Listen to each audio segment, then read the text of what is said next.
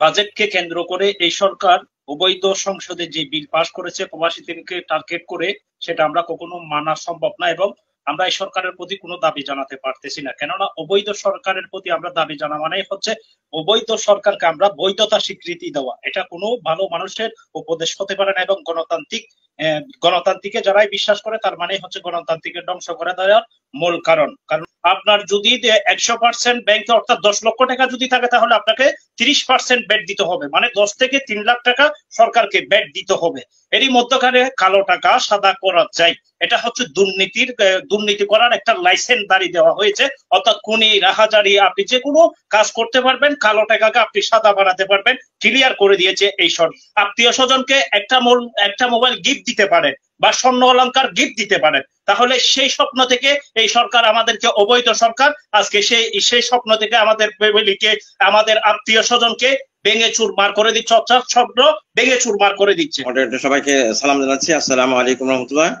আমার প্রশ্নটা হলো বিজ্ঞ আলোচক জনাব আবুল কালাম আজাদ সাহেবের কাছে, যে উনি যে এটা দেওয়া শুরু করেছেন যে খালেদা জিয়ার টাকা, কালো টাকা, এই একজন সম্মানী মানুষের উপরে কোনো সম্মানী মানুষ মিথ্যা আরোপ করতে পারে না। এটা আমি শিখে আসছি আমার পরিবার থেকে, আমার শিক্ষা প্রতিষ্ঠান থেকে, আমার সমাজ থেকে, যে উনি ওনার যে অ্যাডভোকেট আহমদ আজম খান, ওনার যিনি আয়কর দেখে থাকেন, তিনি বারবার, অনেকবার, বহুবার বিভিন্ন লাইভে এসে, তারপর বিবৃতি পত্র পত্রিকার মাধ্যমে আসছে যে উনি দেখিয়েছেন যে অপ্রদর্শিত আয় যেটা নাকি হিসাবের মধ্যে বাদ পড়ে গিয়েছিল, সেটার উপরে উনি ট্যাক্স দিয়েছিলেন।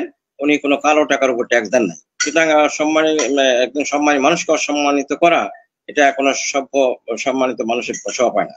আর বাজেট ওনাদের ব্যাপারে আছে যে ওই যে 2 কোটি টাকা নিয়ে যে খালেদা জিয়াকে হেস্তনেস্ত করা, এটা তো বাংলাদেশের শ্রেষ্ঠ আইনজীবী, মানে দুই নেত্রীর আইনজীবী যিনি ছিলেন, বেশের রফিকুল হক, তিনি বলেছেন যে এটা নিয়ে কোনো মামলা হওয়ার সুযোগ নাই, এটা ব্যক্তিগত পর্যায়ে, রাষ্ট্রে কোনো ক্ষতি হয় নাই। উনি স্পষ্টভাবে বলছিলেন যে এটা নিয়ে মামলা হওয়ার কোনো সুযোগ নাই। কিন্তু সেটা নিয়ে যে হেস্তনেস্ত করে রাতভর সেই ইয়ে চালিয়ে, আদালত চালিয়ে ওনাকে শাস্তি দেওয়া হয়েছে, তাও আবার যখন নাকি এই অভিযোগটা আসে, ওনারা এখন আবার এই মানে কি বলে যে এই বাগদাদের চোরের নামে ওনারা বলেন যে এখন মতো এই হয় নাই, তদন্ত হয় নাই, অভিযোগ পর্যন্ত আছে, তাকে বলা যাবে না, এই নানান রকম অজুহাত। কিন্তু খালেদা জিয়ার নামে যখন অভিযোগটা কেবল আসে, তখন থেকে কিন্তু একটা টপ টু বটম শুরু হয়ে গেল যে এতিমের টাকা মেরে রেখেছে, এতিমের টাকা মেরে রেখেছে, এতিমের টাকা মেরে রেখেছে। তো তখন এটা কি নৈতিক ছিল এ বলা? তো আর ও টাকা তো মেরে থাকা আসে না, সেটা 2 কোটি টাকা এখন 8 কোটি টাকা হয়েছে। আর রায়ের মধ্যে বলা আছে যে ব্রিড অফ ট্রাস্ট, বিশ্বাস ভঙ্গ, মেরে খাওয়ার কথা রায়ে বলা হয় নাই, কিন্তু ওনারা সেটা জিকির করেন। তো সেই হলো ব্যক্তিগত আক্রোশ থেকে প্রতিদ্বন্দ্বীদের এইভাবে দেখেন ওরা। তো এই হলো অবস্থাটা। আর একটা বিষয় হলো যে অসংখ্য ধন্যবাদ আমাদের সাথে বাজেট সম্পর্কে একটু বলতে, বাজেট সম্পর্কে মানে আমাদের সাথে তো অনেক দর্শক আছে, এখন আপনি যদি অনেকক্ষণ বলতে থাকেন তাহলে তো আমাদের সবাইকে তো নিতে হবে। জি বলেন। বাজেট সম্পর্কে শুধু এইটুকু বলতে চাই যে বাজেট হলো একটা মানে এটা একটা প্রদর্শনী। কারণ হলো যে দেশে ওনারা অভ্যন্তরীণ ভাবে ঋণ যা করেছে, ইতিহাসে সমস্ত রেকর্ড ভঙ্গ করেছে।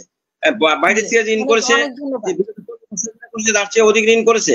এখন দেশটা ফোকলা করে দিচ্ছে, বাণিজ্যিক ব্যাংক সহ সমস্ত ব্যাংক ফাঁকা।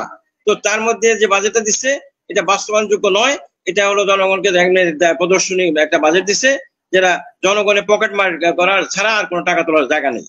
এই হলো বাজেট। সুতরাং এটা জনগণের জন্য বাজেট আসে প্যারোলতে স্টেট যেটা। অসংখ্য ধন্যবাদ আজহারুল ইসলাম তালুকদার, অসংখ্য ধন্যবাদ যে আমাদের সাথে আছেন। মিলন, আপনার প্রশ্ন বা মতামত এবং আপনার মাইক্রোফোনটা অন করে নেবেন প্লিজ।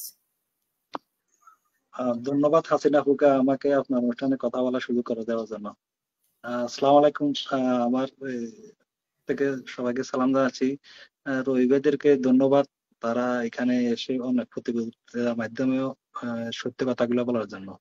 আমি এই বাজেটে দেখলাম 1,13,500 কোটি টাকা শুধু সুদ বাবদ পেমেন্ট করতেছে, যার মোট 14.24% মোট বাজেটের থেকে টাকা নেওয়া হবে।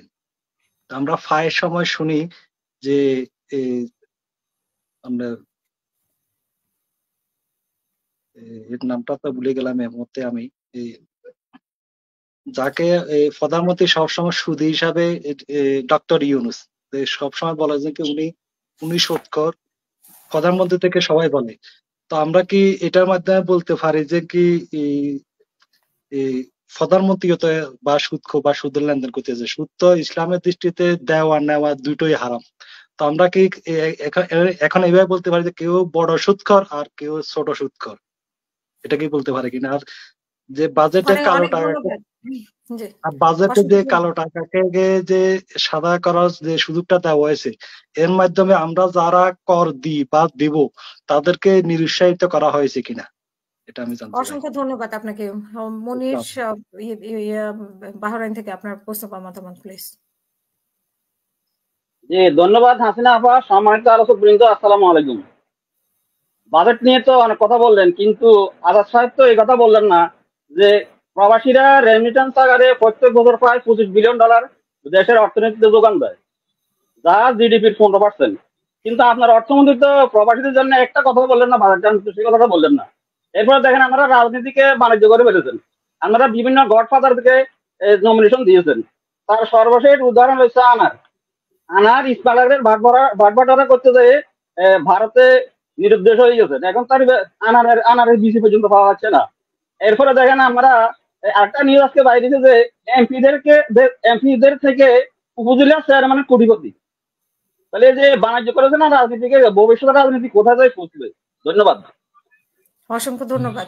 জি, আমাদের সাথে আছেন মোহাম্মদ সোহেল, আপনার প্রশ্ন বা মতামত প্লিজ। বিসমিল্লাহির রহমানির রহিম। আপনারা যারা এখানে উপস্থিত আছেন, আমার প্রিয় অনেক লিডার অবস্থান করতেছে, আপনাদের সবাইকে আমার সংগ্রামী সালাম। আসসালামু আলাইকুম ওয়া রাহমাতুল্লাহি ওয়া বারাকাতুহু। আমি ছোট্ট করে ব্যাখ্যাটা এবং প্রশ্নটা ছুড়ে দিচ্ছি আমাদের প্রিয় দুই লিডার, বিশেষ করে আমাদের রবি স্যার সহ এবং দাউদ ভাই সহ। বিশেষ করে দেখেন, আমাদের বিষয়টা হচ্ছে খুবই মর্মান্তিক দুঃখজনক বিষয়। বাজেটকে কেন্দ্র করে এই সরকার অবৈধ সংসদে যে বিল পাশ করেছে প্রবাসীদেরকে টার্গেট করে, সেটা আমরা কখনো মানা সম্ভব না এবং আমরা এই সরকারের প্রতি কোনো দাবি জানাতে পারতেছি না। কেননা অবৈধ সরকারের প্রতি আমরা দাবি জানা মানে হচ্ছে অবৈধ সরকারকে আমরা বৈধতা স্বীকৃতি দেওয়া। এটা কোনো ভালো মানুষের উপদেশ হতে পারে না এবং গণতান্ত্রিকে যারাই বিশ্বাস করে তার মানে হচ্ছে গণতান্ত্রিকের ধ্বংস করে দেওয়ার মূল কারণ। কারণ অবৈধ সরকারের প্রতি আমরা দাবি জানানো মানে হচ্ছে সরকারকে বৈধতা স্বীকৃতি করা। যে প্রবাসীদেরকে টার্গেট করে যে ইঙ্গিতে যে বিলটা পাশ করেছে সংসদে, অবৈধ সংসদে, খুবই মর্মান্তিক, দুঃখজনক। 1,40,00,000 প্রবাসীরা বিভিন্ন কান্ট্রিতে অবস্থান করতেছে। সে সমস্ত প্রবাসীদের প্রতি আমি বিনীতভাবে অনুরোধ করব, যে আইনটা পাশ করা হয়েছে, আপনি 2টা মোবাইল স্মার্টফোন নিতে পারবেন না বাংলাদেশে। যদি আপনি 2টা ফোন নিয়ে যান তাহলে আপনাকে 5,000 টাকা একটা ফোনের ব্যাট দিতে হবে। এরই পাশাপাশি আপনি 24 ক্যারেটের কোনো স্বর্ণ নিতে পারবেন না, অলংকার নিতে পারবেন না, আপনি 22 ক্যারেটের স্বর্ণ নিতে পারবেন। এই দুইটাকে কেন্দ্র করে যে ব্যাংকিং যে একটা পরিবেশ সৃষ্টি করেছে, আপনার যদি 100% ব্যাংকে অর্থাৎ 10 লক্ষ টাকা যদি থাকে তাহলে আপনাকে 30% ব্যাট দিতে হবে, মানে 10 থেকে 3 লাখ টাকা সরকারকে ব্যাট দিতে হবে। এরই মধ্যখানে কালো টাকা সাদা করা যায়। এটা হচ্ছে দুর্নীতি করার একটা লাইসেন্স দাঁড়িয়ে দেওয়া হয়েছে।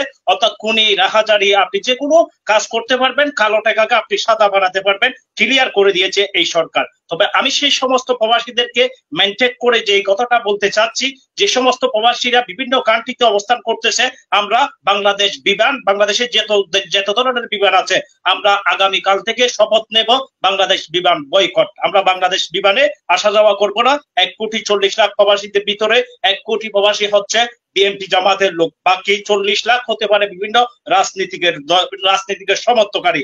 আমি 1,40,00,000 পরিবার কাছে স্পষ্টটা জানতে চাই, আপনার পরিবার আত্মীয় স্বজন অনেক বুক ভরা স্বপ্ন নিয়ে এই দূরপ্রবাসে অবস্থান করতেছে।